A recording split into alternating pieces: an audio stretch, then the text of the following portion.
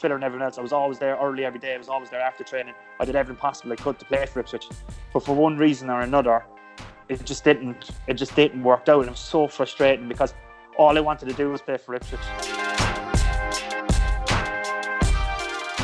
Hey guys, it's Ross here, and welcome to another edition of Ross Meets, a series where I talk to former Town players about their time at Town, their whole career as a whole, from the ups to the downs. And today, I'm joined by former Town midfielder George O'Callaghan via Skype. He's in Ireland, I'm in Ipswich. How are you doing, George, in this current weird times we're in? Very good, Ross. Obviously it is very strange and weird times, but we're all in self-isolation, so there's nothing we can do about it. Just one touch off the wall every night with the umfla with my little boy and trying to keep all the kids happy. But it is what it is, and hopefully it'll be over soon. Cool. What was your first feelings when I actually asked you to do this interview? Because you had a brief time at Town, but it was memorable. Yeah, it was. I suppose. Yes, because Ipswich is a club really close to my heart. I loved Ipswich Town, and unfortunately, when you look back, it didn't work out for me whatsoever. But as I say, I just loved that club. As soon as the day I walked onto that training ground and seen Portman Road and the whole lot, and it's the first result I probably look for in the English League every Saturday when I'm over here. See how Town are getting on, and I still have really good friends there, and what. It made me a lot happy in my life that I actually got the chance to go back and play for a club like Ipswich, and at the time, I still believe like Ipswich Town is a Premiership club and it should be a Premiership club, and I hope eventually one day they'll get back in and where they deserve. Yeah, we've fell down a little bit since you've left. Now in League One, but it is what it is. Yeah. But no, it is disappointing. Well, yeah, what I do in this series is I sort of talk to you about your beginning of your career first. Yeah. Did you always want to be a footballer? Were you always interested in football?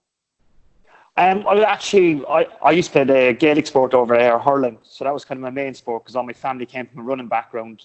My hurler was a really good hurler. So I kind of used to play soccer. Well, soccer here, so football, soccer over here. So I used to kind of be involved like in the football to just kind of keep my fitness. And then all of a sudden I started getting good and got interest from scouts, and then kind of football kind of became my first love. And then I was really lucky to get a trial with Port Vale. Had a few trials with coming up like with Liverpool, had other clubs, but my family had friends that lived in Stoke-on-Trent, so if I was going to England they wanted me to go live with them in Diggs. I was lucky to go over there and trial, and I went there. On my first day, I'll never forget it. I didn't have a clue who the first team players were. We were actually a decent side in the championship them days, and the U team were playing in the cup, in the FAU Cup that night, and the reserves were off because they played the night before. So John Rudge brought me out, and I was only 15 to play the first team. So wow! It was amazing. I was only 15. The only one I knew was Lee Glover. Lee Glover used to play for Nottingham Forest. He used to be a striker because Roy Keane used to play in the same team as him. So we literally started the game and done a warm-up, and we did 7 sides, and Paul Musselwhite, the keeper, threw out the ball to me, and I ran through about 5 players and scored. And John Rudge took me off the pitch and brought me back to his office, and he rang my mum and was like, okay, we'll sign him. So this quick. So I was like, okay, mum, like this is. It was in. I'm moving to Stoke. I'm going to be a footballer, so I'm really quick. That's crazy. Yeah. A lot of Irish players that have come over to England at a young age, like as a 15-year-old, that must have been scary for you in a way. Or did you love that? Did you thrive on just because you want to be a footballer, just coming over? I think with all the kids, you have the buzz because you're going to England. Everyone thinks you're going to be this famous footballer, all your friends, all your family. I don't think the reality hits in until you're like maybe 2 or 3 weeks into it and you're in Diggs. Back in my day, it was completely different. I know all the lads now in the youth academy, and I've been involved. Well, I've been to see Ipswich Academy and the people there who do all the great work. Back then days, you were just thrown in Diggs and you just went out and played, and there was nothing there to look after the players. If anyone had a problem, it was just deal with yourself or you hit it. So, it was really tough, and I was like a 15-year-old skinny kid going into a changing room with lads who were in the U team who were, 17, 18. So there was a sense that I had to learn how to protect myself, and I did a interview recently for RTE over here, I was kind of trying to say there was a little bit of a bullying culture, which there was at that time in football, but you had to adjust and you had to get better. And the only way I could do it was have a better first touch or be better than the players that were trying to be like that with me. And I think that's the way I learned, that I had to be better than them and maybe train harder. And then I could turn around and go, well, at least I can control the ball. You can't. And I kind of learned my cheekiness that way from people, you know. So I kind of went like that. Cool. You won Young Player of the Year. I've done my research. I've done Young Player of the Year during my time there. And you started as striker, but then you moved back into midfield. Is that correct? Yeah, that's happened a couple of times in my career. I started striker, but then I moved back into midfield. But I was really lucky that time because Port Vale, at the time, we had John Rudge as the manager. It was a real like the countryside. Not just get into that kind of environment. Like as I've been saying, there wasn't the facilities to look after players, but there was still that kind of vibe around the club where people look, you know, the older players might look after you, and there was just a nice community of players there, and I think that's what he built. And I was really lucky then to get into the first team. Made my debut against Wolves, and kind of went really well for a while till John Rudge got sacked. So, and then Brian Horton came in. Yeah, you of course Port Vale in that time you were playing a championship. You played actually. I did some research, but you played against Ipswich in a 3-0 defeat at Portland Road. So you did play at Portland Road as a young kid. Don't know if you remember any of that. I do actually. Yeah, that's true. Actually, I remember that. I remember going, "Whoa, look at this place." But yeah, like when I look back on my Port Vale career, everything was going really well. I think like when I was 18, Arsenal came in to sign me. They offered $1 million to sign me, and I remember being out on the pitch, and the groundsman said, "Oh, Pat Rice is up in the gaffer's office. They're trying to sign you." And I came up to the office, and Pat Rice is walking on. He goes, "We haven't got you this time, George, but we'll get you the next time." And I went into Rudgie and I said, "Oh, Rudgie," he goes, "I want to go to Arsenal." Like, and he goes, "No, you'll stay here with me." He goes, "You're not going to play in front of Petit and Vieira." And he goes, "We're not selling you for $1 million. We want $2 million." So I ended up getting Jermaine Pennant after me. So I was like their first choice, and then they took Jermaine Pennant from, I think he was at Notts County because we were around the same area. Yeah. And I carried on playing. I think Bolton came into me that Christmas, and then John Rudge got sacked, and that kind of turned my whole life upside down then when Rudgie left, you know, because Brian Horton came in, and for one reason or another, I personally think he's just a useless, like, he's the shittest manager I ever had anyone, like, to be honest. I've had one or two, but he's 100% the worst. And bombed me out of the squad for about 14 months, put me back in the youth team. And then I kind of like started to get cracks in my own life, you know, because I was finding it hard to deal with that from going from being, you know, looking to a situation where I was going to play internationally for Ireland. I was playing in the championship week out, because Rudgie was taking me in and out, like, kind of because I wasn't physically able for it. And then I was back playing at the youth team, so it was a nightmare. And I must be hard as a. That must be hard as, you know, young kid. And the mad thing is, I got back into the squad. I got back into the first team. I think I scored against Crewe in the local derby. And within 10 games, David Pleat came in from Tottenham to sign me.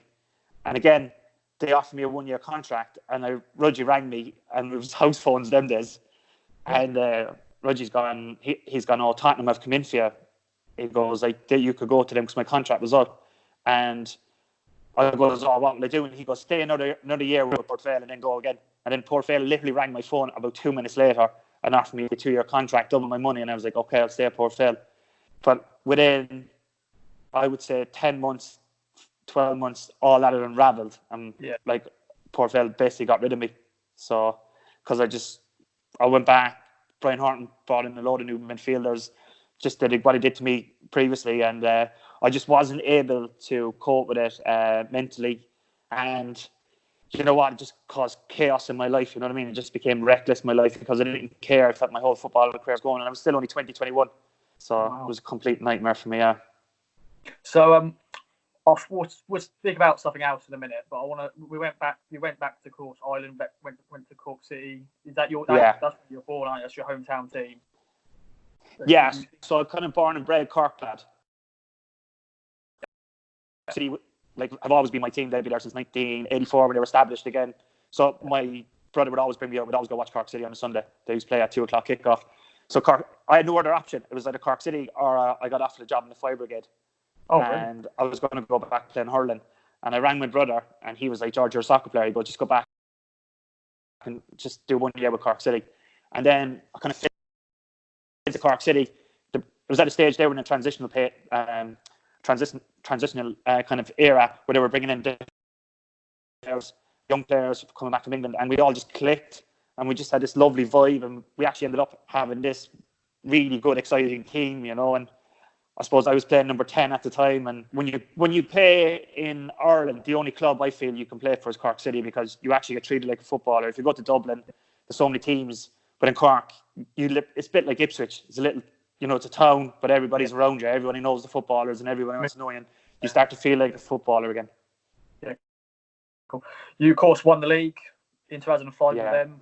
First time they won it, I think, in like 12 years when they, won it. So that must have been a great experience and stuff like that, winning at your hometown club, winning the league. Yeah, that was an amazing night, because we were 1 point behind Derry, and it ended up, funny enough, that us and Derry playing at home the last game of the season. So it was like winner takes all, and we ended up winning 2-0.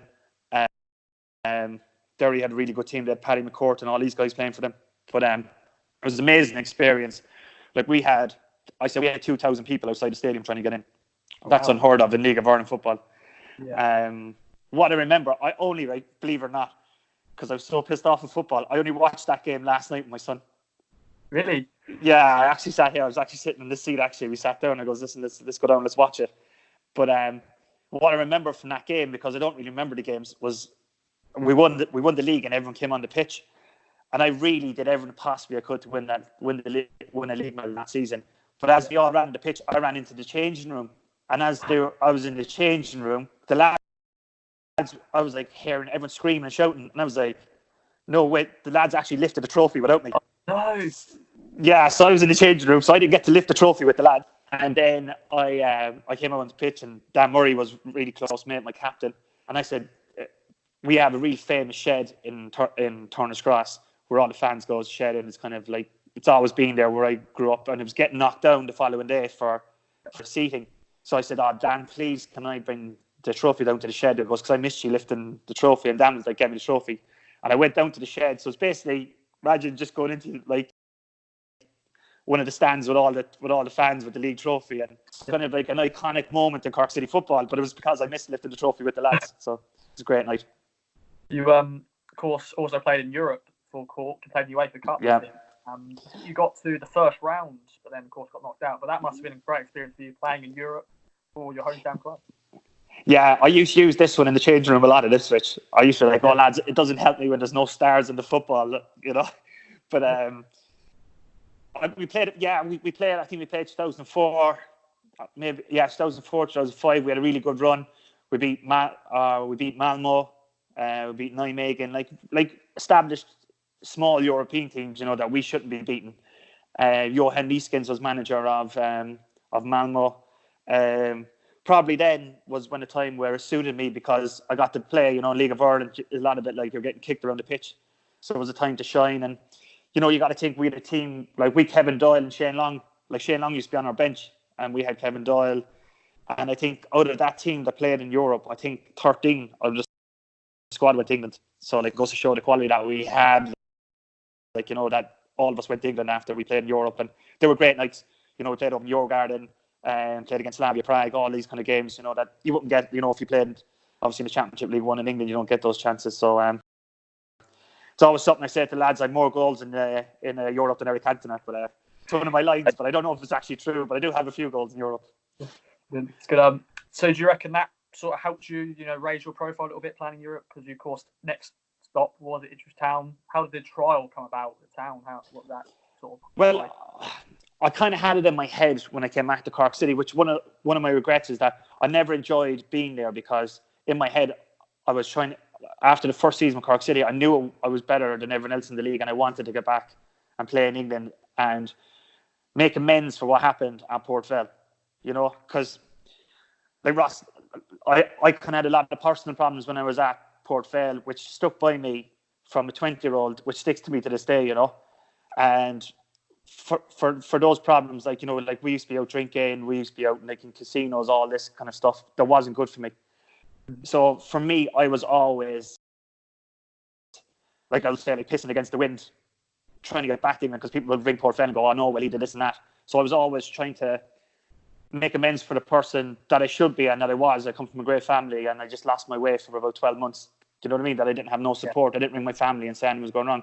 So I spent my whole time in Cork City wanting to get back and play in England, and that was my dream. I had to.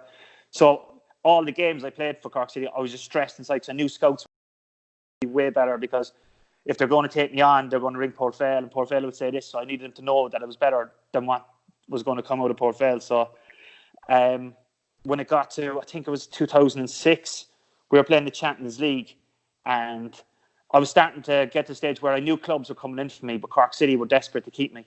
So I actually fell out with my manager, Damien Richardson.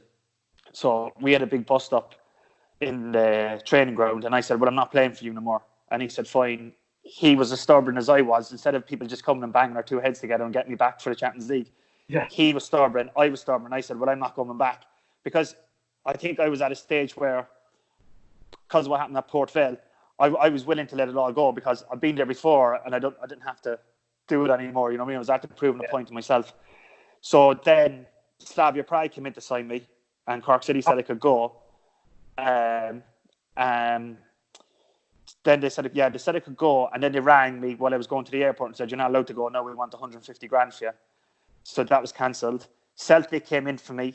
I was about to go to Celtic for 100 grand, and then Gordon Strachan signed Virgo from Brighton, and he signed the left back from Burnley, and they were complete shite. And the last four, they drew 4 each first game against Motherwell.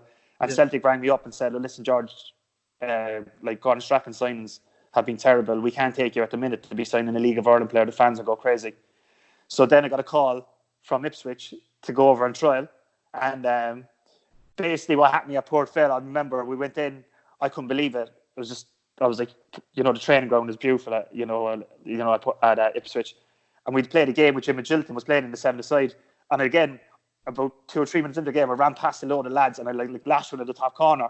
And I knew by Jim's face, he was impressing me. So then Jim brought me in to the office that evening and said, listen, I'll sign you, but we'll take you on loan at the minute because you're still contracted to Cork City. So Cork City wouldn't let me go. They wanted to get paid up front, so we were trying to negotiate. And to be fair to Jim and the club, they were trying to get that done over before the transfer deadline on the 1st of September. So I was in Alan Lee's house, waiting to get transferred, hoping I'd be ready to kick on with Ipswich. And then Cork City let the transfer window go, and they rang me half an hour later, Damien Richardson, the manager, and said, I don't care where you go. No, he goes, you can't play till January. So I was like, what a dickhead. Yeah, pretty much. Yeah. What were you doing then in that time? Because you didn't play for Cork at that time. You were. I basically trained every day with Ipswich. So Cork City were paying me my wages.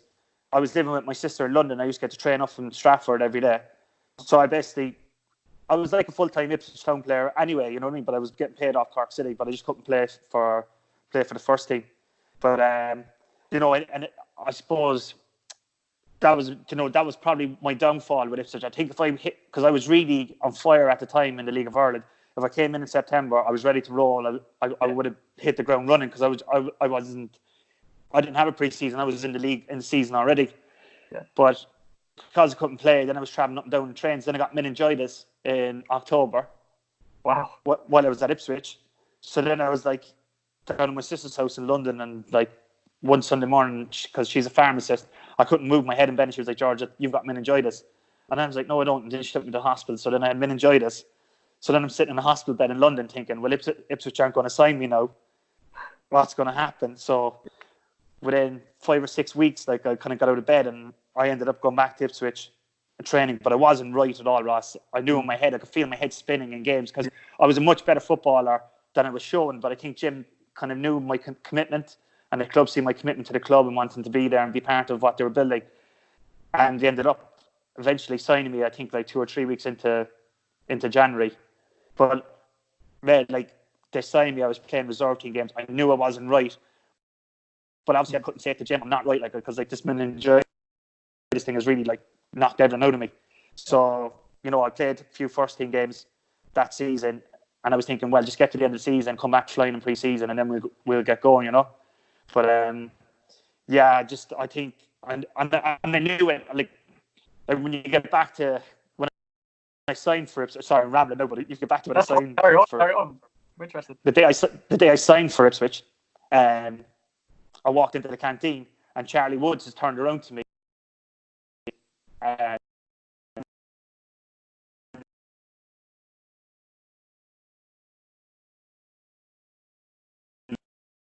Before Charlie Woods has said that to me, and then there was a U team coach there. I never liked him. I can't remember his name. I was going to Google him earlier before he came, but I'll find it. I'll text it on to you. And he said to me, they were at the playing Port Vale in a U team game, and he came in about a week later and said, "Oh, Port Vale were telling me about you." And then I was like, in my own heart was sinking. I was thinking, man, like, am I ever going to get away from all this shit? That I'm trying my best to get on with my life, So, I read. I read a quote that I think you said that you had a reputation of being a mix between Joey Barton and Best. Apparently, all the stories are exaggerated completely, but you back those days, you didn't have Twitter, you didn't have social media to defend yourself. For me, if you're not in with the local media, they're going to write whatever the manager wants because the manager's obviously going to give me his interviews. I was out of the scene, so I never got to defend myself. I tried to keep my head down. When I went to Ipswich, I was nothing but professional, and I know that. Between me and Matt, I wasn't the quickest, I wasn't the strongest, but I was always fitter than everyone else. I was always there early every day. I was always there after training. I did everything possible I could to play for Ipswich, but for one reason or another, it just didn't work out, and it was so frustrating because all I wanted to do was play for Ipswich. You know what I mean? And I played against Barnsley one time. We won 5-2, and I scored. Yeah. And I wasn't even on the bench for Sheffield Wednesday the following week. I think my last game I played for Ipswich, I played against Plymouth. I got man of the match, and that was my last game I never played again. So, it's just so frustrating, Pat. It really kills me, the Ipswich one. Yeah. I'll ask you about your time at the club. Jimmy Gill was your manager. Of course, he signed him. What was he like as a manager? Of course, he was still a good player even then. For some reason or another, my two favourite managers was one Pat Dolan, and that was in Ireland. And Jim, I love Jim. I love playing for him. He's the only one that I was ever scared of all my managers. Honestly, I had so much respect for him. I appreciated what he did for me. Like, the day I left, he said to me, he goes, "George, I regret never giving you a proper chance when we were in the office." I go, "That's another story you wanted to hear." But I really like Jim, and I do think that end of that season, when that being 2007, when I just got signed, we were at the building, and I think Franny Jeffers came in, and that was the best Franny was. Franny was never the same after he left Ipswich. He was actually starting, and we had a bunch of lads like Gary Roberts, Alan Lee was flying, and Alan was one of the main men in the changing room. Billy Clark, Dan Harding, Johnny Walters. They were building a bunch of lads that I think knew they were lucky to be playing for Ipswich, but then all of a sudden they got an injection of money and they started going out buying players. And I think if they kept that core of lads together, they would have done anything for Jim because they all love Jim. You know what I mean? And I think I would have loved to see if he actually just stuck by us all and said, "Right, lads, stick together," because I think we would have all pushed ourselves together and been a close knit team. And I actually think there would have been a chance they would have got into the playoffs and got in that season. But he kind of went away, and I think he brought Norris in, and you could kind of see the kind of system. Everyone was starting to change then, everyone was getting breaking up, and Fanny was left go, and what he was after building all just fell away within a few weeks. You had a core of Irish players there, from Adam Lee, John Walters, Billy Clark. You had Owen.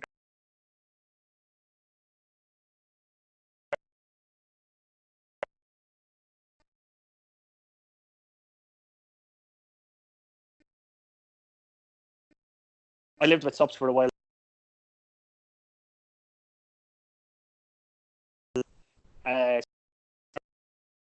Was a great player, but Gav's, what's going on in Gav's head? He was a fantastic footballer, and I know he did well at Palace, but Gav's probably, if he stayed at Ipswich, will probably still be there now. Yeah, that kind of way. Billy Clark was brilliant. Obviously, Billy left. I often find it really funny, those young lads that came through that won that FAU Cup. I often think, because they used to always say to me, because I would go for a couple of beers on a Saturday night, go, oh, George, you shouldn't have a couple of beers on Saturday night. And I said, lads, I'm 28, 29, and I play for Ipswich Town in the Championship. Like, I was like, you come back to me when you did that. And it's funny that none of them really ever did that. They all faded out before it happened. And I often think, like, because they were so minded by Brian Cludd and like, they never had it hard, you know what I mean? And I think when times got hard for them, they all broke. And I also think maybe they weren't mentally strong enough. Like I know Garza on play Palace and did really well, and he was like that. But all the rest really kind of faded away mentally, you know. And when I look back and look at that picture of that team that they had, like, they should have done a lot better, all those players. Yeah, it's I think the 15th anniversary this month. So it'll be interesting to see where they all are now. I know a lot of them have now played just non-league football. I think there's a few, like Liam Craig was the captain. I think he went on to play pretty highly in Scotland, but a lot of them haven't really kicked on, unfortunately. No. Who was your roommate during your time in for like away games and stuff? I had Alan Lee all the time. Yeah. So I absolutely love Alan Lee. I think he's a great guy, Alan. You know what I mean? He's the only one really that I keep in contact from there. And at the time, Alan was the main man as well. You know, he was scoring lots of goals. Just great crack, Alan. Like, you know what I mean? Alan is what you see. Like, he's just really funny. Keeps the changing room going. Just a great lad, great guy. I could never speak highly of him. He's like a brother to me. Like, I love Alan. Because he's, of course, at town and at non-league clubs and stuff. So hopefully, he's doing really well at Bury now, Bury St Edmunds, and you know he's involved in the schools as well. So I think he just wanted. I think Alan loves Ipswich, and I think he was there with the academy, obviously, and I think he just wanted to go in a different direction for a while. I think he has his own ideas in his head that maybe he couldn't get through at Ipswich. So, you know, I've no doubt that Alan will definitely be back at Ipswich someday anyway. He has to be, you know, because the type of lad he is and the way he holds himself and presents himself, you know, he'd only be positive for the club, and I think the club know that anyway. I want to bring up maybe a bad moment at town. Which is your full debut. I was there against Watford. Yeah, joke. Got sent off. Yeah. Because my wife was in university in Bristol, and she said it's come on. Like she was like living with a couple of lads, and she said like all the lads sitting down and was like, and Jeff Stelling's gone. And George O'Connor keeps up to his bad boy reputation with sending off on his debut for Ipswich Town. But what a nightmare that was, because I just got in the team. But there's a minute to go before half time, and Danny Shit, who was falling on me like he's about 18 stone. And all I did was try to get him off me, and then that ref sent me off that no one likes anyway. So what a nightmare. Jim killed me in the changing room. Absolutely. I seriously, his whole team talk was screaming at me at half time. Like, literally killed me. Like, you know what I mean? It's so bad. Brian Cludd was like, George, you need to go into the showers because he needs to speak to the team. So, man, it was devastating because it got rescinded, that red card. But then I obviously missed out then on, I think we played Wolves on the Tuesday night. So, obviously, I wasn't there. So, I missed out on that. And then it took me another while to get back in the team. It was an absolute killer. But it's just like a book, pal. When my book comes out, it just all adds up. It keeps going. I just always miss on that bit of luck you need. You know, I didn't have it. And we were battering Watford that day, if you remember. Weren't we? We were doing really well.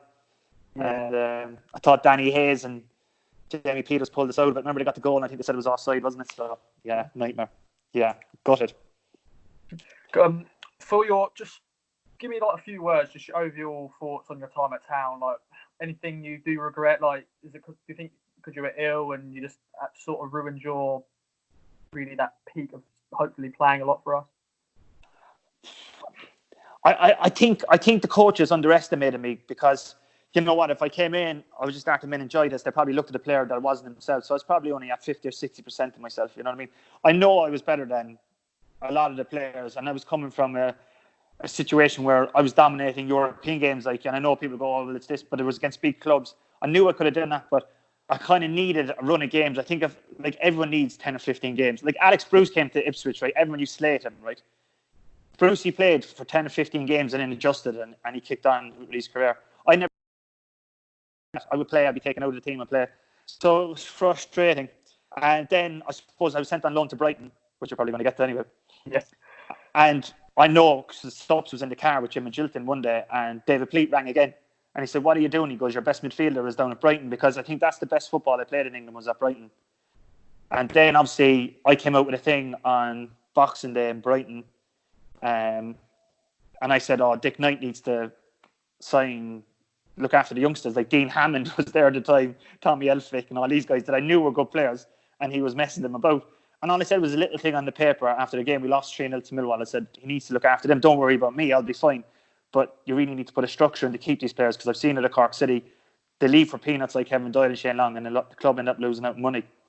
And I ended up with Brighton. I said, all right, I'm not going back. And Dick Knight took really offence to that, the chairman. So when I got back to Ipswich, because I was still contracted with Ipswich, Jim would say to me in January, like, oh, good Christmas, George, and I'd be like, yeah, I had, the way he speaks, it's really intimidating with his northern accent. And I was like, yeah, great gaffer, and he's like, oh, bet you did, And then after about 2 weeks, I knew Forest were interested in me. I went to see him in the office this is like the third week in January. And I said, Jim, what's going on? I goes, you keep asking me to have a good Christmas. I goes, why aren't the clubs coming in to sign me? And Jim said, oh, you know why? And I goes, I don't know why. And he goes, well, Dick Knight rang Sheepshanks and said that I was pissed on Boxing Day in the changing room. So this comes back from my Port Vale days. So I was like, I swear, Jim, on my life, I goes, would never do that. I goes, ring King Wilkins right now, who was the Brighton manager. And I goes, if you think that is true, I goes, I will retire. I goes, I'll never kick a football ever again in my life. And this is in his office. So he said, Jim's like, right. I goes, ring him. I goes, I want to clarify this. I goes, because I'll retire from football. I goes, I'll never play again if you actually think this, because I was so sick shit of people. And Jim rang Dean Wilkins on loudspeaker, and Dean said, no. He goes, George is perfect. He's been a great professional down there. He goes, the chairman is just trying to get at him. And he goes, I can't protect him, because he goes, he's waiting to sack me as well. So Jim, I said, goes like, Jim, and I goes like, you're ruining my career, like, fair now, because a chairman's got pissed off because I told him he needs to look after the young players, which he didn't. That all ended up being superstars, by the way. And I actually found a piece on paper recently from my book, and only that was it. So then I said to Jim, fine, I'm done. I'm going back to Cork. Forget it. I don't want to play here anymore. I goes, don't want to play in England. Cancel my contract. And yeah,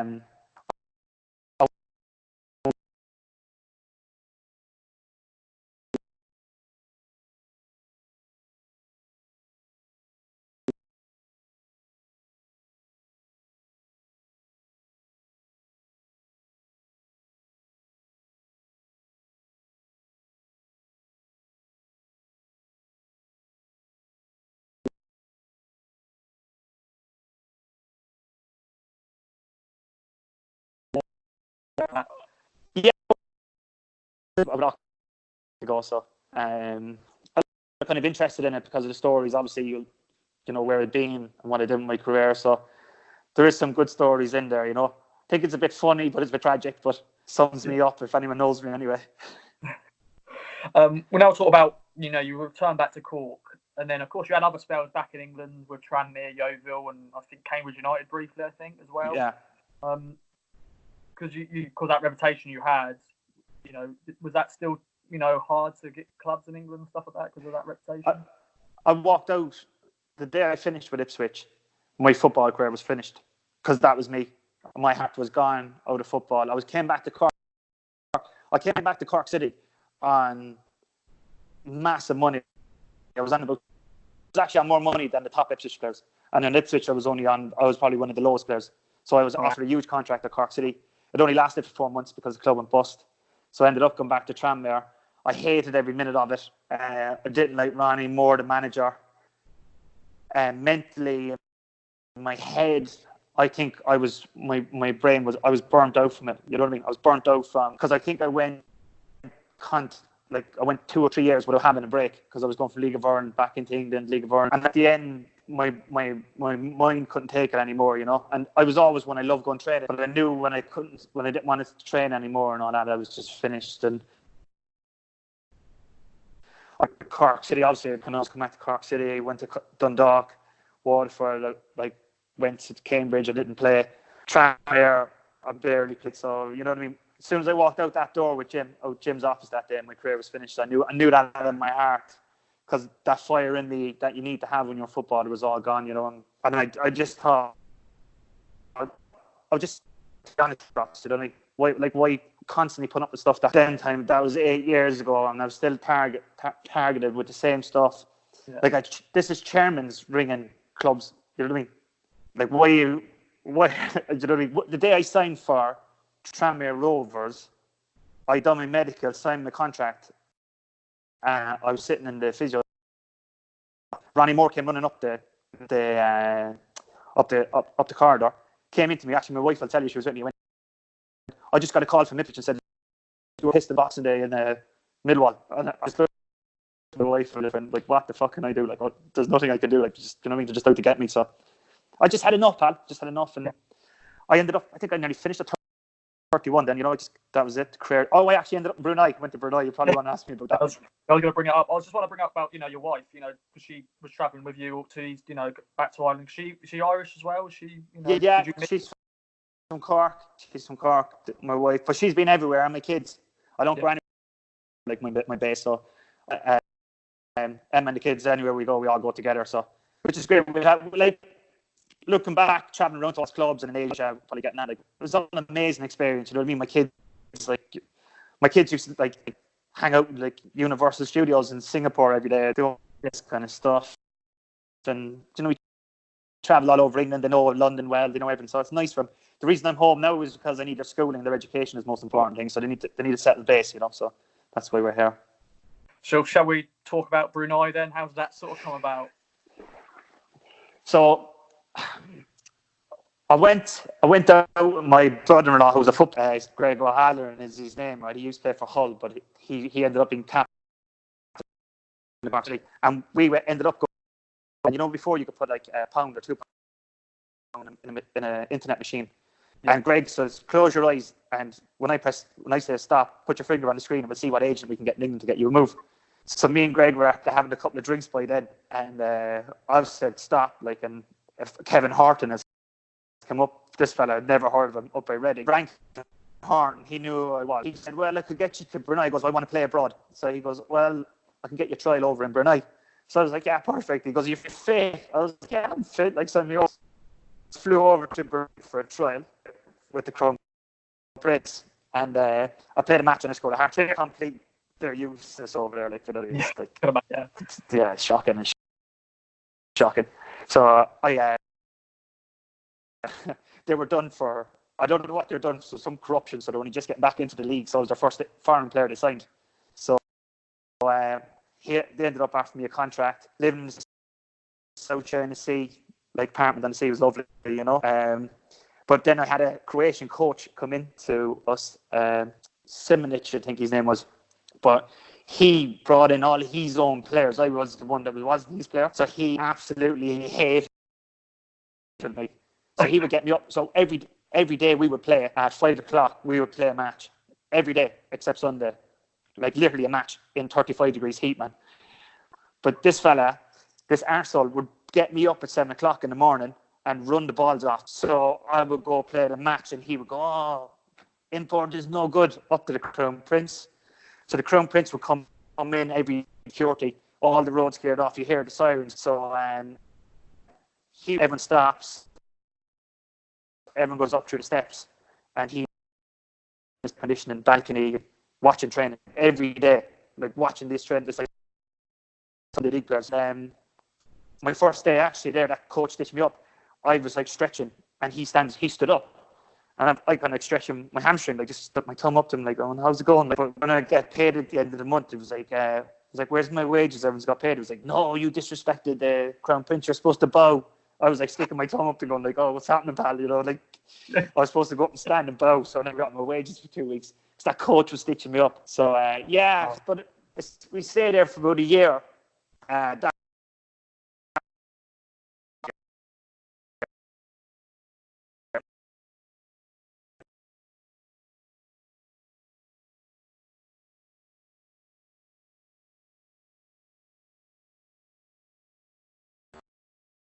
year off the money I got. So then I got, I was working for a football agent.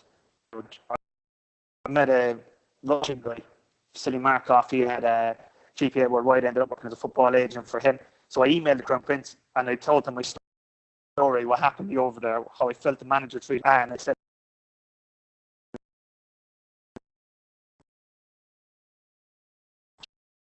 "They come over." He's been the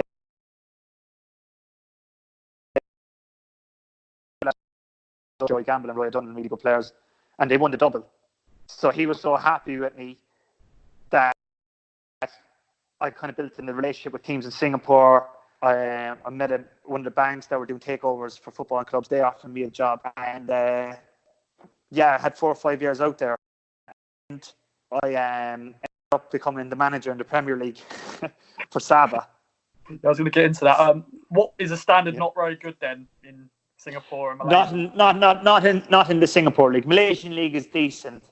It is good. You know, that is a totally different kind of scene. But in the Singapore League and in the S League, it isn't great whatsoever. You know. So Sunday footballers basically. Sorry, Ross, that just broke up. Is it basically like, as you said, like Sunday League footballers? No respect to Sunday League footballers, but that quality. Yeah. There's no quality whatsoever in it. Yeah, pretty much. They just try to get, you just try to get the old footballers in. The kind of fellas come to the end of their career, want to pay their league in Singapore League. Malaysian League is much tougher, much tougher, you know. Like when I went to Sabah would be getting the same crowds as Ipswich Town, similar big stadium, dealing with like 11 media. I was only 35. Like I was like, what's going on? TV cameras everywhere, 400 people in the city. Like I wasn't ready for that whatsoever. Like then I ended up signing Elaf Juff off Clive Clark. He broke my heart. He's like the biggest fucking, I don't know anyone in the world that is just the most horrible human being that he is.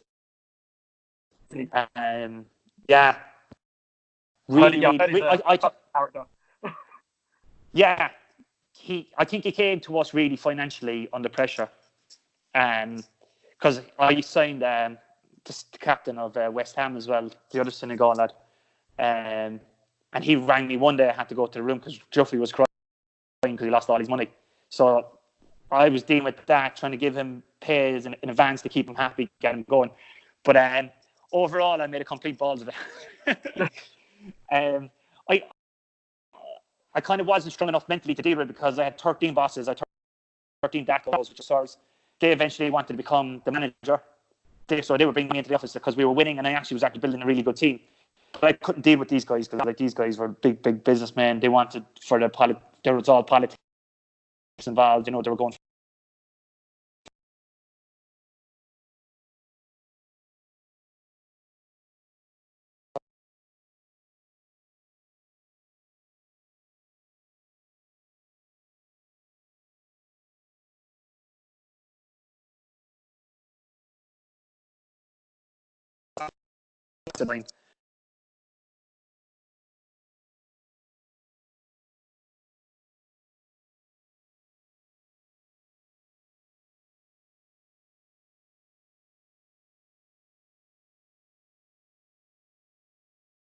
Like that's what it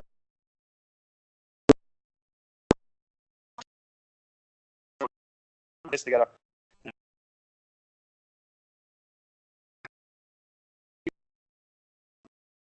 However,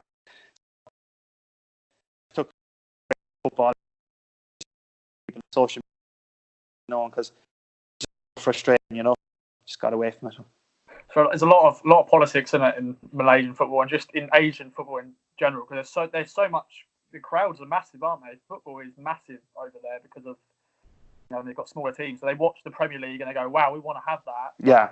And it must have been, as you said, you had 13 different bosses. That must, like that for you as a still young. You're only 35. Did you say you were then? Yeah, 35, and like I remember our first game we played a local derby, and I brought Liam Carney over. Like Carney was only 32, and we were basically standing on the pitch with 35,000 people at home.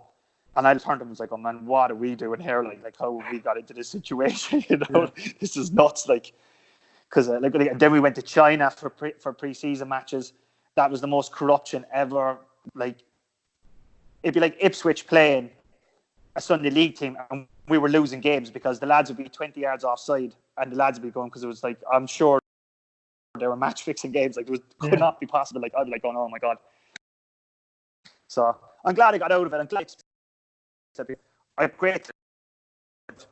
It kind of came to this where I think anyone that goes to Asia that has a bit of normality about them, I think 4 or 5 years is enough for me to get out of there. Then I think it's done, because you have to go for a year or 18 months. Everyone comes back, no one stays, So no, I was glad to get out of it. China now is massive in terms of all the transfer fees going around and all the wages and stuff. It's just a lot of money. But now, what are you up to nowadays? I saw a story that you in 2018 you did a coaching camp for Ipswich Town for Ireland. How was that? Yeah, I loved it. We did it. We kind of wanted to build it in, and I remember actually Alan came over and we did camp, and we had all the kids. So it was great. Like we were getting between 50 and 80 kids at every camp. So like Alan came one time and we had a camp with like over 100 kids in this lovely area just outside Blarney in Cork. All in Ipswich Town gear, all cold, everything done right. And like Alan was actually getting emotional, like he was ringing Leo O'Neill, like you won't believe this, But I suppose the downfall was for it, the whole reason we were doing it was to build a budget so we could send the Irish lads over to Ipswich, because Ipswich couldn't really afford to do that. So we're trying to find some Irish lads for them to do it. But it kind of came to, at the end of the day, for me personally, after all my experiences in football, it was probably the worst, because I was dealing with parents, kids, and I was dealing with coaches that I brought in from Ireland that thought they were Pep Guardiola and thought they were all going to go over and manage in the Premier League. And it just became a hindrance on my life, really rotted up. I don't want to be negative all the time, but like there was a lot of kind of stuff kind of brought into it that shouldn't be brought into it. And at the end, I just pulled the plug on it, because it wasn't worth the hassle for myself or Alan, because all we were trying to do was help Irish kids to get over. We were making no money as in a company, because we were spending it all on players and parents to go over, because they have to travel. Like for instance, one parent, right? I sent him and his son over to Ipswich and trial, which he'll say for the rest of his life, that child, no matter what he goes, I'll be at Ipswich and trial. His dad rang Ipswich, and I was actually in the office, he didn't know, and they put him on loudspeaker, and he said, I haven't seen him in 3 weeks. And that's funny, because he goes, I was in Ireland on Wednesday with George, and I seen you. And he's like, oh, but I haven't spoken to him properly in 3 weeks. And he goes, well, I was speaking to you, like Alan's the boss. And then he complained hotel that I didn't put a gym in his hotel. The dad. So when I got back to Ireland, I rang him and I said, listen, you fucker, don't ever ask me for help with your son again. I goes, because you're killing your son's career. I goes, if he's that good, go find another club, because he goes, I'm not dealing with paying for you to go ever again. So it was little things like that, man. I just thought, why bother? It's not even worth of hassle. So now you're now settled in Cork. What are you doing? What are you up to now? Yeah, so settled in Cork. We have a gym opening up in Ballincollig, just outside the city centre. So we've got a big gym opening there, Anytime Fitness. So I really enjoy that, kind of the fitness side of things. I really like it because it's healthy living, you know what I mean? And our gym is all built about helping people have a healthier lifestyle, mentally strong, helping anyone, that has an illness or anything like that. So it's a lovely way to be. I do a lot of work in the media over here for the Cork City Games and the League of Ireland. At the minute, kind of all my coaching has gone on all that at the minute, so I think I'll have a little break from that. And you never know, I might get into the coaching again in the management side, but at the minute, just loving life. Everything's good. All my kids are happy. It's a beautiful day, looking out at the sea, can't go wrong. So, yeah, so it's just a nice life, just steady life, which is nice, and back home, and everything's good. Miss England, you know what I mean? Do miss Saturday and the buzz for the games and all that, but still sit down, watch soccer AM, watch the lads, Jeff and the lads on a Saturday on BT, watching the Ipswich results coming in, tearing my hair out. Yeah, have you come back to a game since then, since you left? Yeah, I know I've been back a few times. I kind of like when I finished up in Asia and all that, I really did take a break. I kind of everything was upsetting me about it, and I needed to go in, clear my head, and have my right thoughts about it, And I wouldn't have come back in doing the media and doing this kind of work unless I knew my head was clear and I was at peace with everything. And that's what I am, Ross. I'm really lucky. I was a footballer for nearly 20 years, professional footballer. I always just wanted to be a sports star in my hometown. I am that in Cork, you know what I mean? I've achieved that. I've been transferred 5 times from Ireland to England, which I don't think anyone ever will be again. I got to play in Asia. I managed in Asia. I've been a football agent. I've been a successful football agent. I got to manage. So I got to run academy. So I've done everything. So, and I'm only 40. So hopefully, you've got a long, yeah, bit of life in me, pal. Yeah. You mentioned your son. Is he getting into football himself? Is he wanting to? Oh yeah, he's football mad. Ipswich mad, Cork City mad. All his gears, Ipswich jerseys and Cork City jerseys. So I told him I was going to speak to there a minute ago, and he went down and changed his Cork City jersey into his Ipswich jersey. So he loves all his Ipswich gear, and he comes to all the games, so he loves it. I don't really put no pressure on him, Ross. I love the fact that my son is interested in football. I'm sure that we'll sit down on a Saturday or on a Sunday, watch the games, we're having dinner, and he can tell me about the players and what he thinks. And it's just nice to have your son like that. You know what I mean? I always wanted a son like that. And I don't care if he's a footballer, I'm more interested in his education. But he's told his mum a couple of weeks ago anyway that he's ready to go and his boots are packed. So brilliant. You never know. Yeah, he's half decent. Same as me, gives out all day, moaning, kicking. So bit of a hustler. Yeah. I think your squad number at town was number 13, I think. I think it was 13. 21. Oh, 21. I don't know why I thought 13. 21, Did you pick that number? Or I'm always interested. Did you pick the number, or was it, can you sort of hand up and have this? There was only 9 and 21 left, but I love Zidane, who was my favourite footballer. So Zidane used to wear 21 at Juventus, and Pirlo wore 21, so I was thinking, right, let's go with 21. So I was always number 10 anywhere I went, but if I was number 10, I'd go 21. But it's funny, I keep on my Ipswich jerseys. It's the only thing I won't give away. And I love when I get Rocky's gears, I still get 21 in the back, but he always gets Rocky and 21 in the back. So when I see people playing for Ipswich now, I'm like, oh, that's my number, even though I only played a handful of games. Yeah. But I do love my number 21 Ipswich jerseys. They're the only ones that hang up in my house. Oh, I love that. I just want to ask you one more question. I've left this for last. I heard you're Robbie Williams' best friend when you're at Port Vale. Yeah, that's it. Yeah, that story. Yeah. So what happened was we went on a stag. It was the end of the season, but we were coming back for a testimonial. So we were in Dublin. We came back, all the squad, and we were sitting in a small weight room in Vale Park.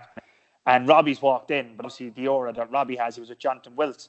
We all standing. He's going, right, lads, and like, right, Robbie. And he goes, which one of these O'Callaghan? And I was like, geez, I was like, oh, I'm like O'Callaghan. And he goes, I sold you. He goes, Johnny, that's the lad we sold for 5 million on Champ Manager last week in Germany. So he kind of broke the ice with me and him. So then when he came, it was like he was chatting to me, and I think he actually thought in his head he did sell me for 5 million. Okay. So Robbie was always come back. He was always nice to me, and I always tell a great story. I was going back, and we were, but he was linked with Andrea Corr at the time, so we used to be arguing. I was like, man, leave her alone. She's too nice for you, Robbie. I'll be famous one day. She'll marry me. I was thinking in my own head. And I said, oh, Robbie, I need your autograph from my sister. She loves you. And Robbie took off his boxer shorts and signed to George's sister, love Robbie Williams. She has him framed in her house over the village, over the road. So, I was like, and when you meet somebody like that, then, a couple of times we were asked to do stuff in Channel 4, rating songs and all that kind of stuff. But, when something happens that with a superstar like that, it's always, as soon as he comes on, that's the first thing you think of, isn't it? Like, oh, well, I used to know Robbie. So, yeah, great guy. Great guy. Actually, really, really liked him. And he came just after he let Kate that, and he was just a gentleman. He was always really nice. Yeah. Well, George, thank you very much for talking to me. It's been great to hear stories, your time at town, and just everything. One thing I'm more interested about is just your Asian trip. It's just when I was doing some research on you, I was just thinking, how did that come about? And everything like that. And it's great that you're able to share and be as honest as possible. It's great. Yeah. So.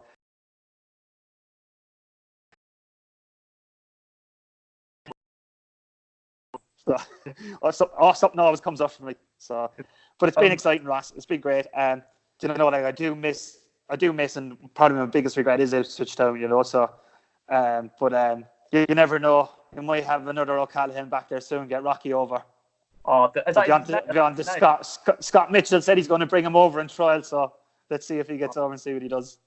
Let me know about that. What's the name of your book? What's it going to be called?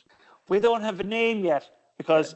I was going to have the Madness of King George, obviously, because my nickname in Cork was the King. So I was going to use that, but I've got a couple of lads that are writing it. They've got their ideas, so we haven't made a decision on it yet. So we're basically up to the stage just before I come to Asia. So the lads are busy at the minute writing it because obviously they're all in isolation at the minute. So it's perfect. They're all doing the book. So we'll have to come up with it. I'll come up with it soon. We'll have to make a decision.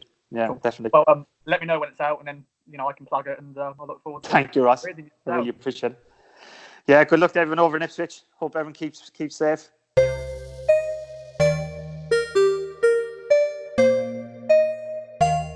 From true crime to football, Brexit to Oakville. For more great podcasts from Archon, head to audioboom.com/channel/Archon.